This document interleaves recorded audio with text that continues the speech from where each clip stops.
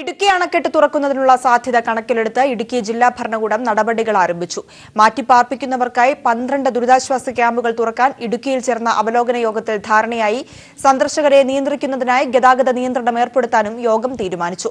പെരിയാറിന്റെ തീരത്ത് താമസിക്കുന്നവർക്ക് നാളെ മുൻകരുതൽ നോട്ടീസ് നൽകും. ഇടുക്കി ആർഡിഒയുടെ നേതൃത്വത്തിൽ നടന്ന അവലോകന യോഗത്തിൽ ജനപ്രതിനിധികളും ദുരന്ത നിവാരണ അതോറിറ്റി ഉദ്യോഗസ്ഥരും വിവിധ വകുപ്പ് പ്രതിനിധികളും പങ്കെടുത്തു. അണക്കെട്ട് തുറക്കുമ്പോൾ വെള്ളം ഒഴുകിപ്പോകുന്ന പ്രദേശത്തു നിന്നും സുരക്ഷിത സ്ഥാനങ്ങളിലേക്ക് മാറ്റിപ്പാർപ്പിക്കേണ്ടവരുടെ പട്ടിക തയ്യാറാക്കിയിരുന്നു. ഇവരെ മാറ്റിപ്പാർപ്പിക്കാൻ 12 ദുരിതാശ്വാസ ക്യാമ്പുകൾ തുറക്കും. ഇത്തരത്തിൽ മാറ്റിപ്പാർപ്പിക്കേണ്ടവർക്ക് നാളെ തന്നെ നോട്ടീസ് നൽകും. അണക്കെട്ട് തുറക്കുമ്പോൾ കാണാനെത്തുന്നവരെ നിയന്ത്രിക്കാൻ ഗതാഗത നിയന്ത്രണം ഏർപ്പെടുത്തും. ഇന്ന് രാത്രിയിൽ തന്നെ ഇടുക്കിയിൽ കൺട്രോൾ റൂം തുറക്കാനും തീരുമാനിച്ചിട്ടുണ്ട്. പെരിയാറിന്റെ തീരത്ത് തടസ്സം സൃഷ്ടിക്കാൻ സാധ്യതയുള്ള മരങ്ങൾ ഉടൻ മുറിച്ചുമാറ്റും. ഏത് അടിയന്തര സാഹചര്യവും നേരിടാൻ ഉതകുന്ന മുന്നൊരുക്കങ്ങളാണ് ജില്ലാ ഭരണകൂടം നടത്തിവരുന്നത്. 2 ദിവസത്തെ ഇടവേളയ്ക്ക് ശേഷം പെയ്ത കനത്ത മഴയാണ് ജലനിരപ്പ് വീണ്ടും ഉയരാൻ ഇടയാക്കിയത്. 91.2 മില്ലിമീറ്റർ മഴ വൃഷ്ടിപ്രദേശത്ത് ലഭിച്ചതോടെ നീരൊഴുക്കും വർദ്ധിച്ചു. മഴയും നീരൊഴുക്കും തുടരുന്ന പശ്ചാത്തലത്തിൽ അണക്കെട്ട് തുറക്കേണ്ടി വരുമെന്നാണ് KSEBയുടെ നിഗമനം. 2400 അടി ജലനിരപ്പെത്തുന്നതിന് മുൻപ് തന്നെ അണക്കെട്ട് തുറന്ന് ജലനിരപ്പ് ക്രമീകരിക്കാനാണ് ധാരണ. മൂലമറ്റം പവർ ഹൗസിൽ പരമാവധി വൈദ്യുതി ഉൽപ്പാദിപ്പിച്ച് വെള്ളം ഒഴുക്കി പാഴാക്കിക്കളയുന്നത് ഒഴിവാക്കാനും വൈദ്യുതി ബോർഡ് പരിശ്രമിക്കുന്നുണ്ട്. ഈ നില തുടർന്നാൽ നാളെ രാവിലെയോടെ ജലനിരപ്പ് 2395 അടിയിലെത്തി ഓറഞ്ച് അലർട്ട് പ്രഖ്യാപിക്കേണ്ടി വരും. ഓറഞ്ച് അലർട്ട് പ്രഖ്യാപിക്കുന്നതിനു പിന്നാലെ ട്രയൽ റൺ നടത്തി ചൊവ്വാഴ്ചയോടെ അണക്കെട്ട് തുറക്കാമെന്നാണ് ഇപ്പോൾ എത്തിയിരിക്കുന്ന ധാരണ. അതിനു മുൻപ് ആവശ്യമെങ്കിൽ ഷട്ടറുകൾ ഉയർത്തി നിയന്ത്രിത അളവിൽ വെള്ളം തുറന്നുവിടും. News bureau, Idukki. ഹൈക്കോടതിയെയും തിരുവിതാംകൂർ ദേവസ്വം ബോർഡിനെയും വെല്ലുവിളിച്ച് ഗുരുദക്ഷിണ പരിപാടി നടത്തുന്നു. കൊല്ലം തൃക്കടവൂർ മേജർ മഹാദേവർ ക്ഷേത്രമാണ് RSS കയ്യേറാൻ ശ്രമിക്കുന്നത്. സംഭവം പറഞ്ഞ ദേവസ്വം കമ്മീഷണർ പോലീസിന് പരാതി നൽകാൻ AOയ്ക്ക് നിർദ്ദേശം നൽകി. കൊല്ലം കടവൂർ RSS ശാഖയാണ് മേജർ മഹാദേവർ ക്ഷേത്രത്തിൽ വിലക്ക് ലംഘിച്ച് ഗുരുദക്ഷിണ പരിപാടി നടത്താൻ ശ്രമിക്കുന്നത്.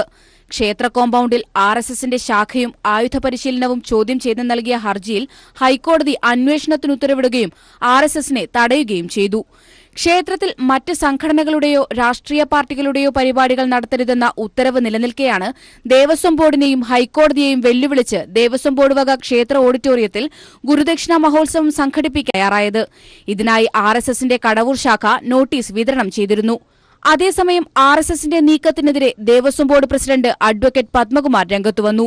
യാതൊരു കാരണവശാലും ക്ഷേത്രം വക ഓഡിറ്റോറിയത്തിൽ ഗുരുദക്ഷിണ പരിപാടി നടത്താൻ അനുവദിക്കില്ലെന്നും വിലക്ക് ലംഘിച്ച് നടത്തിയാൽ നിയമ നടപടികളുമായി മുന്നോട്ടു പോകുമെന്നും പത്മകുമാർ അറിയിച്ചു. ക്ഷേത്രം AOയോട് പോലീസിന് പരാതി നൽകാനും ദേവസ്വം കമ്മീഷണർ നിർദ്ദേശം നൽകി.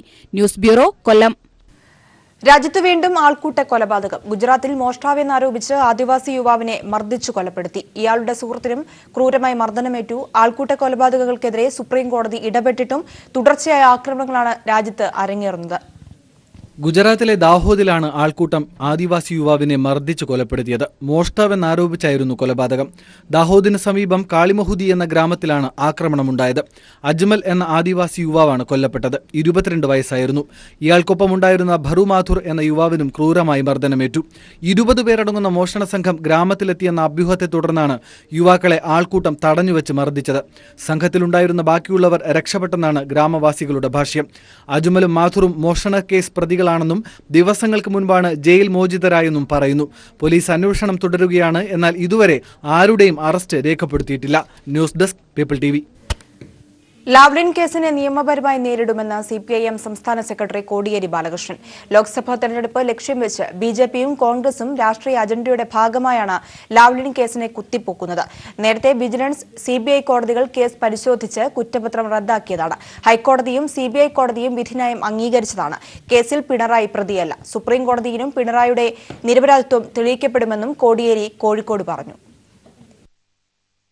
BJPയും കോൺഗ്രസും കൂടി തയ്യാറാക്കിയ ഒരു രാഷ്ട്രീയ അജണ്ടയുടെ ഭാഗമാണ് ലാവ്ലിൻ കേസ് വീണ്ടും CBI ഉപയോഗിച്ചുകൊണ്ട് കുത്തിപ്പൊക്കുന്നത്.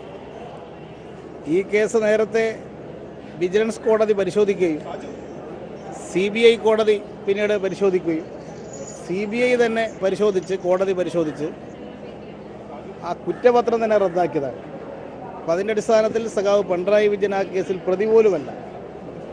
അത് ഹൈക്കോടതിയിൽ ചോദ്യം ചെയ്തു. ഹൈക്കോടതിയും CBI കോടതിയുടെ വിധിന്യായത്തെ അംഗീകരിക്കുകയാണ് ചെയ്തത്. ഇതിൻ്റെ അടിസ്ഥാനത്തിൽ ഇപ്പോൾ പിണറായി വിജയൻ ആ കേസിൽ പ്രതിയല്ല. പ്രതിയാക്കണം എന്ന് പറഞ്ഞുകൊണ്ടാണ് ഇപ്പോൾ CBI സുപ്രീം കോടതിയെ സമീപിച്ചിട്ടുള്ളത്. ഇത് രാഷ്ട്രീയ ഉദ്ദേശത്തോട് കൂടിയിട്ടുള്ള ഒരു പരിപാടിയാണ്. എല്ലാ ലോക്സഭാ തിരഞ്ഞെടുപ്പും നടക്കുമ്പോൾ കഴിഞ്ഞ കുറച്ച് കാലമായി ഇത് ഇലക്ഷൻ്റെ ഭാഗമായിട്ട് കുത്തിപ്പൊക്കുന്നൊരു രാഷ്ട്രീയ പ്രചരണായുധമായിട്ട് ഇത് മാറിയിരിക്കുകയാണ്. ഹൈക്കോടതിയിൽ സത്യം തെളിയിക്കാൻ കഴിയുന്നതുപോലെ തന്നെ CBI കോടതിയിൽ സത്യം തെളിയിക്കാൻ കഴിയുന്നതുപോലെ തന്നെ സുപ്രീം കോടതിയിലും സത്യം തെളിയിക്കാൻ സാധിക്കും. സഖാവ് പിണറായി വിജയൻ്റെ നിരപരാധിത്വം സുപ്രീം കോടതിയിലും തെളിയിക്കാൻ സാധിക്കും. അതായത് നിയമപരമായി തന്നെ നേരിട്ട് മുൻപോട്ട് പോകാനാണ് നിയമപരമായിട്ടില്ലാതെ എങ്ങനെയാണ് നേരിടുക? സുപ്രീം കോടതിയിൽ ഒരാളൊരു അന്യായം കൊടുത്താൽ കോടതി വഴി തന്നെയല്ലേ അതിന് പരിഹാരം കാണാൻ സാധിക്കും. സ്വാഭാവികമായിട്ടും അതിനെ നിയമപരമായി സ്വീകരിക്കേണ്ടുന്ന മാർഗങ്ങളെല്ലാം സ്വീകരിക്കും. ജലന്ധർ പീഡന കേസിൽ ബിഷപ്പിനു വേണ്ടി വൈദികനെ സ്വാധീനിക്കാൻ ശ്രമിച്ച കന്യാസ്ത്രീയുടെ മൊഴി രേഖപ്പെടുത്തി. കോട്ടയം ജില്ലാ പോലീസ് മേധാവിയുടെ നേതൃത്വത്തിലാണ് മൊഴിയെടുത്തത്. ഫോൺ സംഭാഷണം പുറത്തുവന്ന പശ്ചാത്തലത്തിലാണ് കന്യാസ്ത്രീയുടെ മൊഴി രേഖപ്പെടുത്തിയത്. കന്യാസ്ത്രീയുടെ പരാതി നാളെ കോടതിയിൽ സമർപ്പിക്കും. കോടതി അനുമതി നൽകിയാൽ വൈദികനെതിരെ കേസെടുത്തേക്കും. ജലന്ധർ ബിഷപ്പിനെതിരായ പരാതിയിൽ നിന്നും പിന്മാറാൻ കന്യാസ്ത്രീക്കുമേൽ സമ്മർദ്ദവുമായി സഭ. പരാതി പിൻവലിക്കണമെന്ന ആവശ്യവുമായി CMI സഭാ വൈദികൻ രംഗത്തെത്തി. പരാതി പിൻവലിച്ചാൽ മഠം നിർമ്മിച്ചു നൽകുന്നതുൾപ്പെടെ രൂപതയുടെ സഹായം ലഭിക്കുമെന്ന് വാഗ്ദാനം ചെയ്യുന്ന വൈദികന്റെ ഫോൺ സംഭാഷണം പുറത്തുവന്നു. അതേസമയം ഒത്തുതീർപ്പ് വാർത്ത നിഷേധിച്ച് ജലന്ധർ ബിഷപ്പും രംഗത്തെത്തി. CMI സഭയിലെ വൈദികനായ ഫാദർ ജെയിംസ് എർത്തയുടെ ഫോൺ സംഭാഷണമാണ് പുറത്തു വന്നിരിക്കുന്നത്. ജലന്ധർ ബിഷപ്പിനെതിരെ പരാതി നൽകിയ കന്യാസ്ത്രീയുടെ സഹപ്രവർത്തകയുമായാണ് ഫാദർ ജെയിംസ് 10 മിനിറ്റിലധികം ഫോണിൽ സംസാരിച്ച് ഒത്തുതീർപ്പ് ശ്രമം നടത്തിയത്. പരാതി പിൻവലിക്കാൻ സമ്മർദ്ദം ചെലുത്തിയ ഫാദർ ഇതിന് പകരമായി രൂപത നൽകുന്ന സഹായ വാഗ്ദാനങ്ങളെക്കുറിച്ചും വിശദീകരിക്കുന്നുണ്ട്. കന്യാസ്ത്രീക്കും കൂടെയുള്ളവർക്കും കാഞ്ഞിരപ്പള്ളിയിൽ പുതിയ സ്ഥലം വാങ്ങി നൽകാമെന്നാണ് പ്രധാന വാഗ്ദാനം. ഞാൻ ഒരു സജഷൻ പറഞ്ഞായിരുന്നു, വേണമെങ്കിൽ പിന്നെ എവിടെയെങ്കിലും കുറച്ച് സ്ഥലം വാങ്ങി അവിടെ ഒരു കോൺവെന്റ് പണിത് അങ്ങോട്ട് സുരക്ഷിതമായിട്ട്, അതിപ്പം നാളെ നടക്കുന്ന അർത്ഥത്തിലല്ല, എല്ലാത്തിനും സമയമുണ്ടല്ലോ, അങ്ങനെ വേണമെങ്കിൽ ചിന്തിക്കാം. അതിനാരെങ്കിലും പിതാക്കന്മാര് പിതാവ്, ഞാൻ കാഞ്ഞിരപ്പള്ളിയിൽ നിന്നാണല്ലോ, നിങ്ങളുടെ ഇതിൽ ഉറച്ചു നിന്നാൽ അത് നടക്കുകയില്ല. ജലന്ധർ ബിഷപ്പ് ശക്തനാണെന്നും കേസുമായി പോകുന്നത് തിരിച്ചടിയാകുമെന്നും വൈദികന്റെ സംഭാഷണത്തിലുണ്ട്. ജലന്ധർ ബിഷപ്പിനെതിരായ പീഡന പരാതിയിൽ അന്വേഷണം നടക്കവേ ഒത്തുതീർപ്പ് ശ്രമത്തിന്റെ ഭാഗമായുള്ള ടെലിഫോൺ സംഭാഷണം പുറത്തുവന്നത് സഭയെ പ്രതിസന്ധിയിലാക്കിയിട്ടുണ്ട്. അതേസമയം ഫോൺ സംഭാഷണത്തിന്റെ ക്ലിപ്പ് അന്വേഷണ സംഘത്തിന് കൈമാറുമെന്ന് കന്യാസ്ത്രീയുടെ ബന്ധുക്കളും അറിയിച്ചു. News bureau, Kochi. പരസ്യ പ്രസ്താവനകൾ വിലക്കി താരസംഘടനയായ AMMA അംഗങ്ങൾക്ക് സർക്കുലർ അയച്ചു. ഭാരവാഹിത്വത്തിൽ വനിതാ അംഗങ്ങൾക്ക് സംവരണം ഏർപ്പെടുത്തുമെന്നും നിയമാവലി പുതുക്കാൻ സബ് കമ്മിറ്റിയെ നിയോഗിച്ചതായും സർക്കുലറിലുണ്ട്. വിമർശനം ഉന്നയിച്ച ഷമ്മി തിലകൻ ഉൾപ്പെടെയുള്ള താരങ്ങളുമായി അടുത്ത മാസം 7-ന് ചർച്ച നടത്തും. സംഘടനയ്ക്ക് മാധ്യമ വക്താവിനെ നിയോഗിക്കാനും AMMA തീരുമാനിച്ചു. ജൂൺ 24-ന് ചേർന്ന വാർഷിക പൊതുയോഗത്തിന്റെ തീരുമാനങ്ങളാണ് സർക്കുലറായി അംഗങ്ങൾക്ക് നൽകിയിരിക്കുന്നത്. അംഗങ്ങൾ മാധ്യമങ്ങൾ വഴിയോ സമൂഹ മാധ്യമങ്ങൾ വഴിയോ പരസ്യമായി അഭിപ്രായങ്ങൾ പറയരുതെന്ന് സർക്കുലറിലുണ്ട്. സ്വയം അപഹാസ്യരാകാനും സംഘടനയ്ക്കും മലയാള സിനിമാ മേഖലയ്ക്കും നഷ്ടമുണ്ടാക്കാനും മാത്രമേ പരസ്യ പ്രസ്താവനകൾ ഉപകരിക്കൂ. അഭിപ്രായ വ്യത്യാസങ്ങൾ സംഘടനയ്ക്കുള്ളിൽ പറയണം. വിമർശനം ഉന്നയിച്ച അംഗങ്ങളായ ഷമ്മി തിലകൻ, ജോയി മാത്യു, രേവതി, പത്മപ്രിയ, പാർവതി എന്നിവരുമായി ചർച്ച നടത്തും. അടുത്ത മാസം 7-ന് കൊച്ചിയിലെത്താൻ ഇവരോട് നിർദ്ദേശിച്ചതായും സർക്കുലറിലുണ്ട്. 4 നടിമാരുടെയും രാജിക്കത്ത് ലഭിച്ചതായി സർക്കുലർ സ്ഥിരീകരിക്കുന്നു.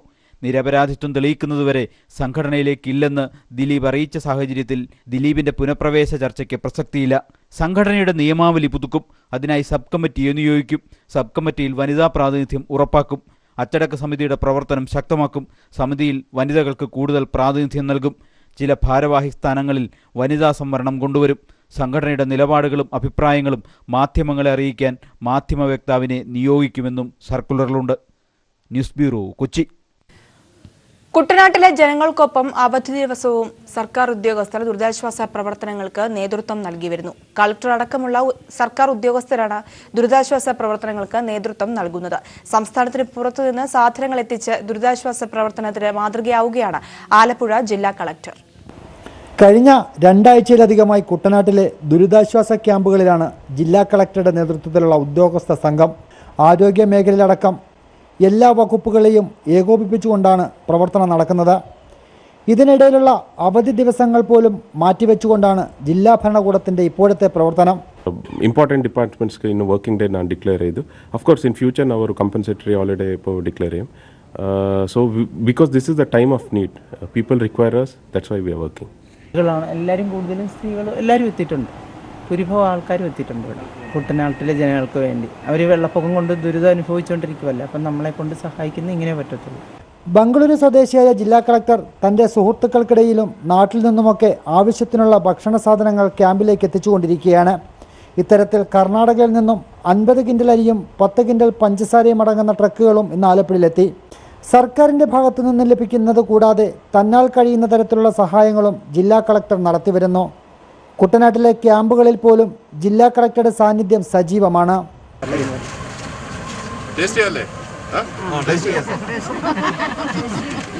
സർക്കാരിൻ്റേത് മാത്രമല്ല, തൻ്റെ സ്വാധീനം കൂടി ഉപയോഗിച്ച് ദുരിതാശ്വാസ പ്രവർത്തനങ്ങൾക്ക് നേതൃത്വം നൽകാൻ കഴിയുമെന്നുള്ളതാണ് ആലപ്പുഴ ജില്ലാ കളക്ടർ തെളിയിച്ചിരിക്കുന്നത്. ക്യാമറാമാൻ ഇമ്മാനുവൽ ഫ്രാൻസിസിനൊപ്പം ഷാജഹാൻ. ഹനാനെ സോഷ്യൽ മീഡിയയിലൂടെ അധിക്ഷേപിച്ച സംഭവത്തിൽ ഒരാൾ അറസ്റ്റിൽ. ഗുരുവായൂർ സ്വദേശി വിശ്വനാഥനെയാണ് എറണാകുളം ACP ലാൽജിയുടെ നേതൃത്വത്തിൽ അറസ്റ്റ് ചെയ്തത്. ഹനാനെതിരെ ഫേസ്ബുക്കിൽ അശ്ലീല പരാമർശം നടത്തിയതിനാണ് വിശ്വനാഥനെ അറസ്റ്റ് ചെയ്തത്. കേസിലെ ആദ്യ അറസ്റ്റാണ് ഇത്. വിശ്വൻ ചെറായി എന്ന പേരിലുള്ള ഇയാളുടെ ഫേസ്ബുക്ക് അക്കൗണ്ട് വഴിയാണ് വിശ്വനാഥൻ ഹനാനെ അധിക്ഷേപിച്ചത്. ഹനാനെ അധിക്ഷേപിച്ചവരുടെ കൂട്ടത്തിൽ ഏറ്റവും അപകീർത്തികരമായ രീതിയിൽ അശ്ലീല പരാമർശം നടത്തിയത് വിശ്വനാഥനാണെന്ന് പോലീസ് കണ്ടെത്തി. ഇതേ തുടർന്ന് ഗുരുവായൂർ സ്വദേശിയായ ഇയാളെ പോലീസ് കസ്റ്റഡിയിലെടുക്കുകയായിരുന്നു. വിശ്വൻ ചെറായി എന്ന ഫേസ്ബുക്ക് അക്കൗണ്ട് തന്റെയാണെന്നും ഹനാനെതിരെ മോശമായ രീതിയിൽ എഴുതിയത് താനാണെന്നും ചോദ്യം ചെയ്യലിൽ വിശ്വനാഥൻ സമ്മതിച്ചു. ഇതേ തുടർന്നാണ് അറസ്റ്റ് രേഖപ്പെടുത്തിയത്. IT ആക്ട് ഉൾപ്പെടെയുള്ള വകുപ്പുകൾ ചുമത്തിയാണ് ഇയാൾക്കെതിരെ നടപടിയെടുത്തിരിക്കുന്നത്. ഹനാനെ അധിക്ഷേപിച്ച സംഭവത്തിൽ കഴിഞ്ഞ ദിവസം കസ്റ്റഡിയിലെടുത്ത നൂറുദ്ദീൻ ഷെയ്ഖിനെ പോലീസ് ചോദ്യം ചെയ്ത് വിട്ടയച്ചിരുന്നു. പ്രാഥമിക ചോദ്യം ചെയ്യലിൽ ഇയാൾ തെറ്റുകാരനല്ലെന്ന് കണ്ടാണ് വിട്ടയച്ചത്. അതേസമയം ഹനാനെ അധിക്ഷേപിച്ച കൂടുതൽ പേർ നിരീക്ഷണത്തിലാണെന്ന് എറണാകുളം ACP K ലാൽജി പറഞ്ഞു. അധിക്ഷേപിച്ച ആൾക്കാരെ ഓരോന്നോരോന്നായിട്ട് ഇപ്പോൾ ഞങ്ങൾ പിടിക്കുകയാണ്. ഇപ്പോൾ ഒരാളെ അറസ്റ്റ് ചെയ്തിട്ടുണ്ട്. ഇയാളെ തൃശ്ശൂരിൽ നിന്ന് ഇപ്പോൾ അറസ്റ്റ് ചെയ്തതാണ്. ബാക്കിയുള്ള ഇതുപോലെ അധിക്ഷേപിച്ച് നിയമപരമായി നടപടിയെടുക്കേണ്ട എല്ലാവരെയും ഉടനെ തന്നെ പിടിക്കും. വ്യാജ പേരിൽ ഫേസ്ബുക്കിൽ അക്കൗണ്ട് രൂപീകരിച്ച് ഇതുവഴി ഹനാനെ ആരെങ്കിലും അധിക്ഷേപിച്ചിട്ടുണ്ടോ എന്നും പോലീസ് അന്വേഷിക്കുന്നുണ്ട്.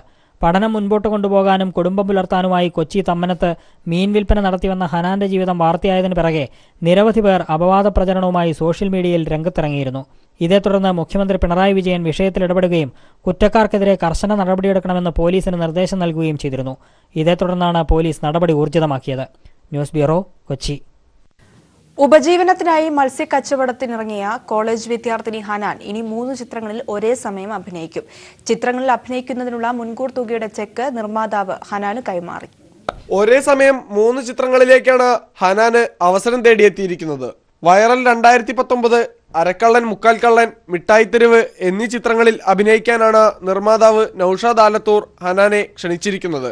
സപ്പോർട്ട് ചെയ്ത എല്ലാവരോടും നന്ദിയുണ്ടെന്നും അധ്വാനിച്ച് പ്രതിഫലം കിട്ടുന്നതിൽ അതിയായ സന്തോഷമുണ്ടെന്നും ഹനാൻ പറഞ്ഞു. പല സ്ഥലത്തും ജൂനിയർ ആർട്ടിസ്റ്റ് ആയിട്ടൊക്കെ പോയത് 1000 രൂപ ദിവസം കിട്ടാൻ വേണ്ടിയിട്ടാണ്. അതുകൊണ്ട് ഇതിന്റെ പേരിൽ ആരും ഇനി അഡ്വാൻസ് വാങ്ങിച്ചു എന്ന് കണ്ട് ഉപദ്രവിക്കരുത്. എനിക്ക് ഇപ്പൊ നിങ്ങളുടെ സ്ഥാനത്ത് ഞാൻ എന്റെ സ്ഥാനത്ത് നിങ്ങളല്ല, ആരായാലും അഡ്വാൻസ് കിട്ടുമ്പോൾ വാങ്ങിക്കുകയും ചെയ്യും, പടത്തിൽ അഭിനയിക്കുകയും ചെയ്യും. കോതമംഗലത്തെ ആയുർഗ്രഹം ആയുർവേദ കേന്ദ്രത്തിൽ കഴിയുകയാണ് ഹനാൻ. പ്രതിഫലമായി മുൻകൂർ നൽകുന്ന തുകയുടെ ചെക്ക് MLA ആന്റണി ജോണിന്റെ സാന്നിധ്യത്തിൽ നൌഷാദ് ആലത്തൂർ ആയുർഗ്രഹത്തിലെത്തി ഹനാന് കൈമാറി. ആയുർഗ്രഹം ഉടമ വിശ്വനാഥനും ചടങ്ങിൽ പങ്കെടുത്തു. News bureau, Kochi. Telecom regulatory authority of ഇന്ത്യയുടെ ചെയർമാനായ RS ശർമ്മയുടെ വ്യക്തിവിവരങ്ങൾ ഹാക്കർമാർ പരസ്യമാക്കി. ആധാറിന്റെ സുരക്ഷിതത്വം തെളിയിക്കാൻ ആധാർ നമ്പർ ട്വീറ്റ് ചെയ്ത് RS ശർമ്മയുടെ വ്യക്തിവിവരങ്ങൾ മണിക്കൂറുകൾക്കകം ഹാക്കർമാർ പരസ്യമാക്കുകയായിരുന്നു. ആധാർ സുരക്ഷിതമാണെന്നും ആധാർ വിവരങ്ങൾ വെച്ച് ആർക്കും ആരെയും ഉപദ്രവിക്കാൻ കഴിയില്ലെന്ന വെല്ലുവിളിയുമായി ആണ് ശർമ്മ ആധാർ നമ്പർ ട്വീറ്റ് ചെയ്തത്. The.in നൽകിയ അഭിമുഖത്തിലാണ് ആധാർ സുരക്ഷിതമാണെന്നും ആധാർ വിവരങ്ങൾ വെച്ച് ആർക്കും ആരെയും ഉപദ്രവിക്കാൻ കഴിയില്ലെന്നും ട്രായ് ചെയർമാൻ വെല്ലുവിളി ഉയർത്തിയത്. ഇതിന് പിന്നാലെ ശർമ്മയോട് തന്റെ ആധാർ നമ്പർ അയച്ചു തരാൻ ഒരാൾ ആവശ്യപ്പെട്ടു. ട്വീറ്റ് ചെയ്ത ശർമ്മ ആധാർ വിവരങ്ങൾ പുറത്തുവിട്ടാൽ നിയമ നടപടി എടുക്കില്ലെന്ന് ഉറപ്പും നൽകി. മണിക്കൂറുകൾക്കുള്ളിൽ ശർമ്മയുടെ സ്വകാര്യ മൊബൈൽ നമ്പറും വാട്സ്ആപ്പ് പ്രൊഫൈൽ ഫോട്ടോയും ബാങ്ക് വിവരങ്ങൾ മുതൽ സകലതും ഹാക്കർമാർ പൊക്കിയെടുത്തു. ജന്മദിനവും വോട്ടർ ഐഡിയും പിന്നാലെ എത്തി. എന്നാൽ വിവരങ്ങൾ ആധാറിന്റെ സഹായത്തോടെ അല്ലാതെ ലഭിക്കുന്നതല്ല എന്ന് ശർമ്മ വാദിച്ചു. ഇതോടെ ഹാക്കർമാർ ശർമ്മയുടെ പാൻ കാർഡ് നമ്പറും പുറത്തുവിട്ടു. ആധാർ നമ്പർ ലിങ്ക് ചെയ്തിരിക്കുന്നത് അദ്ദേഹത്തിന്റെ സെക്രട്ടറിയുടെ മൊബൈൽ നമ്പർ ആയിട്ടാണെന്ന് ആദ്യം കണ്ടെത്തി. ആധാറിൽ നിന്ന് ഇമെയിൽ അഡ്രസ്സുകളും ഇമെയിലുകൾ പരസ്പരം ലിങ്ക് ചെയ്തിരിക്കുകയാണെന്നും ഹാക്കർമാർ പുറത്തുവിട്ടു. ശർമ്മ അവസാനം തിരഞ്ഞ ഗൂഗിൾ സെർച്ച് മുതൽ സകല ബ്രൗസിംഗ് ഹിസ്റ്ററിയും GPS ഇട്ട് സഞ്ചരിച്ചിട്ടുള്ള സകല യാത്രകളെയും പറ്റിയുള്ള വിവരങ്ങളും ഹാക്കർമാർ ചോർത്തിയിട്ടുണ്ട്. ഇതോടൊപ്പം ബാങ്ക് അക്കൗണ്ട് വിവരങ്ങളും ഇൻകം ടാക്സ് വിവരങ്ങളും പാൻ നമ്പറും വോട്ടർ ID-യും പുറത്തു വന്നിട്ടുണ്ട്. ശർമ്മയുടെ സെക്രട്ടറിയുടെ കൈവശമുള്ള ഫോൺ നമ്പർ ഉപയോഗിച്ച് അത് ഐഫോൺ ആണെന്നും അതിന്റെ കണക്ഷൻ എയർടെൽ ആണെന്നും കണ്ടെത്തിയിട്ടുണ്ട്. എന്നാൽ ഇതൊന്നും ആധാർ വഴി ലഭിച്ച വിവരങ്ങളല്ലെന്ന നിലപാടിൽ ഉറച്ചു നിൽക്കുകയാണ് RS Sharma. News bureau, Delhi. ആരോഗ്യസ്ഥിതി മോശമായതിനെ തുടർന്ന് ശനിയാഴ്ച പുലർച്ചെ ആശുപത്രിയിൽ പ്രവേശിപ്പിച്ച DMK പ്രസിഡന്റ് M കരുണാനിധിയുടെ നിലയിൽ നേരിയ പുരോഗതി. കരുണാനിധി അപകടഘട്ടം തരണം ചെയ്തതായി DMK വൃത്തങ്ങൾ അറിയിച്ചു. മരുന്നുകളോട് പ്രതികരിക്കുന്നുണ്ട്. രക്തസമ്മർദ്ദം ക്രമീകരിക്കാൻ സാധിച്ചു. ഒരു സംഘം വിദഗ്ധ ഡോക്ടർമാർ അദ്ദേഹത്തിന്റെ ആരോഗ്യനില സൂക്ഷ്മമായി വിലയിരുത്തുന്നുണ്ടെന്നും പാർട്ടി വൃത്തങ്ങൾ അറിയിച്ചു. കരുണാനിധിയുടെ ആരോഗ്യനിലയിൽ നേരിയ പുരോഗതി ഉണ്ടെന്നു മാത്രമാണ് കാവേരി ആശുപത്രി പുറത്തുവിട്ട ബുള്ളറ്റിനിൽ പറയുന്നത്. നികുഞ്ചം ഫ്ളാറ്റ് കമ്പനിക്കെതിരെ താമസക്കാരുടെ പ്രതിഷേധം. കഴക്കൂട്ടം നികുഞ്ചം ഐപാർക്ക് ഫ്ളാറ്റിലെ താമസക്കാരാണ് കമ്പനിക്കെതിരെ പ്രതിഷേധം സംഘടിപ്പിച്ചത്.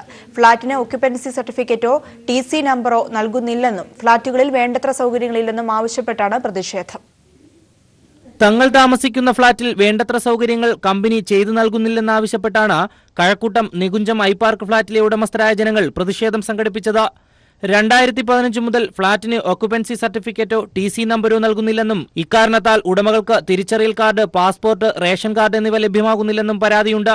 കമ്പനി ഉടമകളോട് നിരവധി തവണ ഇക്കാര്യം പറഞ്ഞിട്ടും അവർ തിരിഞ്ഞു നോക്കുന്നില്ലെന്നും ഇവർ പറയുന്നു. ഇവിടെ കോർപ്പറേഷനിൽ നിന്നും മറ്റധികാര സ്ഥലങ്ങളിൽ നിന്നും ആവശ്യമുള്ള സാങ്ഷൻസ് എല്ലാം വാങ്ങിച്ച് ഇങ്ങനെ പണി തുടർന്നുകൊണ്ടിരിക്കുകയാണ്.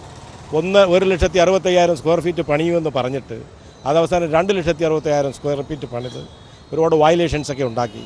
അങ്ങനെ വയലേഷനിൽ വന്നപ്പോൾ ഏകദേശം 14 ലക്ഷം രൂപയുടെ പെനാൽറ്റി ഞങ്ങൾക്ക് വന്നിട്ടുണ്ട്.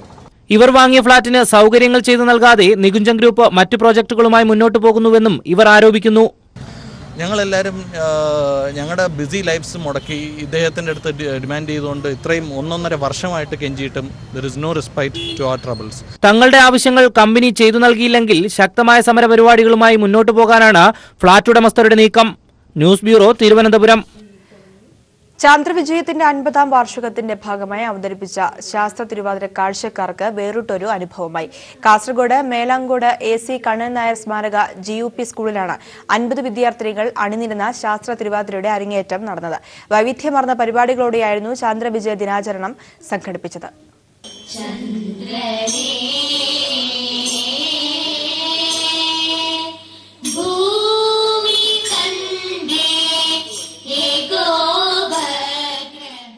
ചന്ദ്രനിൽ മനുഷ്യൻ കാലുകുത്തിയ ചരിത്രം മുതൽ ചന്ദ്രയാനും ചന്ദ്രഗ്രഹണവും ഉൾപ്പെടെയുള്ള ശാസ്ത്ര ചരിത്ര സത്യങ്ങൾ ഉൾപ്പെടുന്ന പ്രമേയത്തിൽ തയ്യാറാക്കിയ വരികൾക്ക് സംഗീതവും ദൃശ്യാവിഷ്കാരവും നൽകിയാണ് Kanhangad Melangode AC Kannan Nair government UP സ്കൂളിൽ ചാന്ദ്രവിജയത്തിൻ്റെ 50ാം വാർഷികം ആഘോഷിച്ചത്. ശാസ്ത്രവിജ്ഞാനം കലാരൂപങ്ങളിലൂടെ വിദ്യാർത്ഥികളിലേക്ക് പകരുകയെന്ന ദൗത്യമാണ് ശാസ്ത്ര തിരുവാതിരയിലൂടെ ലക്ഷ്യമിട്ടത്. ഈ പരീക്ഷണം വിജയമാവുകയും ചെയ്തു. ക്ലാസ് മുറികളിൽ ഒതുങ്ങി നിന്ന ശാസ്ത്ര വിദ്യാഭ്യാസം വിദ്യാലയത്തിന്റെ പുറത്ത് പ്രാദേശിക രക്ഷാകർതൃ സമിതിയുടെ നേതൃത്വത്തിൽ നടത്തിക്കൊണ്ട് പൊതുവിദ്യാഭ്യാസ രംഗത്ത് പുതിയ പരീക്ഷണത്തിന് തുടക്കം കുറിച്ചിരിക്കുകയാണ്. അധ്യാപികമാരും വിദ്യാർത്ഥിനികളുമാണ് ഈ സംരംഭത്തിന് പിന്നിൽ പ്രവർത്തിച്ചത്. ബാര ഗവൺമെൻറ് ഹൈസ്കൂൾ അധ്യാപിക സുനിമോൾ രചിച്ച വരികൾക്ക് അധ്യാപിക സ്തുതിയും വിദ്യാർത്ഥിനികളായ വിദ്യയും മഞ്ജുവും ചേർന്ന് സംഗീതം നൽകി. അധ്യാപകർക്കും വിദ്യാർത്ഥികൾക്കുമൊപ്പം രക്ഷിതാക്കളും വിവിധ പരിപാടികളോടെ നടന്ന ചാന്ദ്രവിജയത്തിൻ്റെ 50ാം വാർഷികാഘോഷത്തിൽ പങ്കാളികളായി. News bureau, Kasaragod. Kannur Parassinikadavu snake പാർക്കിൽ അത്ഭുത കാഴ്ചയായി രാജവെമ്പാല കുഞ്ഞുങ്ങൾ. കൃത്രിമ ആവാസ വ്യവസ്ഥ ഒരുക്കിയാണ് 4 മുട്ടകൾ വിരിയിച്ചത്. രാജ്യത്ത് ഇത് 2ാം തവണയാണ് ഈ രീതിയിൽ രാജവെമ്പാലയുടെ മുട്ട വിരിയിക്കുന്നത്. കണ്ണൂർ പറശ്ശിനിക്കടവ് സ്നേക് പാർക്കിൽ കഴിഞ്ഞ 2 ദിവസങ്ങളിലായി എത്തിയവർക്ക് കാണാൻ കഴിഞ്ഞത് അപൂർവ സുന്ദരമായ കാഴ്ച. രാജവെമ്പാലയുടെ 4 കുഞ്ഞുങ്ങൾ കണ്ണെത്തും ദൂരത്ത്. കൃത്രിമ ആവാസ വ്യവസ്ഥ ഉണ്ടാക്കി രാജവെമ്പാല മുട്ടകൾ വിരിയിക്കുക എന്ന അഭിമാനകരമായ നേട്ടം കൂടിയാണ് പറശ്ശിനിക്കടവ് സ്നേക്ക് പാർക്ക് കൈവരിച്ചത്. ഇതിനു മുൻപ് ദക്ഷിണ കന്നഡയിലെ പിലിക്കുള ബയോളജിക്കൽ പാർക്കിൽ മാത്രമാണ് രാജവെമ്പാല മുട്ടകൾ വിരിഞ്ഞത്. കൃത്യമായ നിരീക്ഷണവും പരിചരണവും കൊണ്ടാണ് മുട്ടകൾ വിരിയിക്കാനായതെന്ന് ഫോറസ്റ്റ് റാപ്പിഡ് ഫോഴ്സ് അംഗം റിയാസ് മാങ്ങാട് പറഞ്ഞു. 29-ാം തീയതിയാണ് നമ്മൾ മുട്ടയിട്ടിട്ടുണ്ടോ എന്ന് അറിയാൻ വേണ്ടി ജസ്റ്റ് ആ കൂടൊന്ന് ചെക്ക് ചെയ്തത്. അതിൻ്റെ ഭാഗമായി നമുക്ക് മുട്ട കാണാൻ സാധിച്ചു. 11 മുട്ടയാണ് നമ്മളിവിടെ കണ്ടിട്ടുള്ളത്. അപ്പോൾ നല്ല മഴയായതുകൊണ്ട് അവിടെ വെച്ച് വിരിയാൻ കുറച്ച് ബുദ്ധിമുട്ടാണ്. അതുകൊണ്ട് ജസ്റ്റ് നമ്മൾ സൈഡിലേക്ക് മാറി വേറൊരു ഭാഗത്തേക്ക് മാറ്റി പിന്നെ അതിനെ പരിചരിച്ചു. ഇലയൊക്കെ കൂടുതൽ നമ്മൾ ഇട്ട് കൊടുത്തു. ഇൻക്യുബേഷൻ 28 ഇൻക്യുബേഷൻ, അത് നമ്മൾ കീപ്പ് ചെയ്തു. പക്ഷെ നോക്കുമ്പോൾ ഇപ്പോൾ കഴിഞ്ഞ ദിവസം 27-നാണ് മുട്ട വിരിഞ്ഞത്. രാജവെമ്പാല മുട്ടകൾ വിരിഞ്ഞുതറിഞ്ഞ് നിരവധി സന്ദർശകർ സ്നേക്ക് പാർക്കിലെത്തി. ഇവിടെ വരാൻ കഴിഞ്ഞതിൽ ഞങ്ങൾക്ക് വളരെ സന്തോഷമുണ്ട്. ഇവിടെ വന്നതിൻ്റെ ജീവനക്കാർ ഈ പാമ്പിൻ്റെ ജനനത്തെക്കുറിച്ചൊക്കെ വളരെ ദീർഘമായി ഞങ്ങളോട് പറഞ്ഞു മനസ്സിലാക്കി വളരെ അത്ഭുതം തോന്നുന്നുണ്ട്. ഉഗ്രവിഷമുള്ള കുഞ്ഞുങ്ങളെ പ്രത്യേകം കൂട്ടിലാണ് ഇപ്പോൾ പാർപ്പിച്ചിരിക്കുന്നത്. 10 ദിവസത്തിനുള്ളിൽ പടം പൊഴിക്കുന്നതോടെ മറ്റൊരു കൂട്ടിലേക്ക് മാറ്റി ഭക്ഷണം നൽകാൻ തുടങ്ങും. News bureau, Kannur. കേരള ദിനേശ് ബീഡി തൊഴിലാളി കേന്ദ്ര സഹകരണ സംഘത്തിന്റെ പുതിയ സംരംഭമായ കഫേ ദിനേശ് പയ്യന്നൂരിൽ പ്രവർത്തനം ആരംഭിച്ചു. പയ്യന്നൂർ ബീഡി തൊഴിലാളി സഹകരണ സംഘത്തിന്റെ നേതൃത്വത്തിൽ കണ്ടോത്ത് ദേശീയപാതയോട് ചേർന്നാണ് കഫേ ദിനേശ് റെസ്റ്റോറന്റ് തുറന്നത്. വ്യവസായ കായിക വകുപ്പ് മന്ത്രി AC മൊയ്തീൻ ഉദ്ഘാടനം നിർവഹിച്ചു. കഫേ ദിനേശിനോടനുബന്ധമായി ദിനേശ് ഫുഡ്സ്, ദിനേശ് കുടകൾ, ഗാർമെന്റ്സ് തുടങ്ങി ദിനേശ് ഉൽപ്പന്നങ്ങളുടെ വിൽപ്പന കേന്ദ്രവും തുറന്നിട്ടുണ്ട്. കൊച്ചി ഗാന്ധിനഗറിൽ വർഷങ്ങളായി ദുരിതമനുഭവിക്കുന്ന P&T കോളനി നിവാസികൾക്ക് പുനരധിവാസമൊരുക്കുകയാണ് GCDA. ഇതിന്റെ ഭാഗമായി കൊച്ചി നഗരസഭാ പരിധിയായ തോപ്പുംപടി മുണ്ടംവേടിയിൽ ഭവന സമുച്ചയം നിർമ്മിക്കുമെന്ന് GCDA ചെയർമാൻ CN മോഹനൻ പറഞ്ഞു. GCDAയുടെ ഉടമസ്ഥതയിലുള്ള 7 കോടി രൂപ വിലമതിക്കുന്ന 70 സെന്റ് ഭൂമിയിൽ 2 ബ്ലോക്കുകളിലായി 88 വീടുകളുള്ള ഭവന സമുച്ചയമാണ് നിർമ്മിക്കുക. സർക്കാരിന്റെ ലൈഫ് മിഷൻ പദ്ധതിയിൽ ഉൾപ്പെടുത്തിയാണ് നിർമ്മാണം. ഭവന സമുച്ചയത്തിന്റെ ശിലാസ്ഥാപനം ഈ മാസം 31-ന് മുഖ്യമന്ത്രി പിണറായി വിജയൻ നിർവഹിക്കുമെന്നും CN മോഹനൻ കൊച്ചിയിൽ വാർത്താസമ്മേളനത്തിൽ പറഞ്ഞു.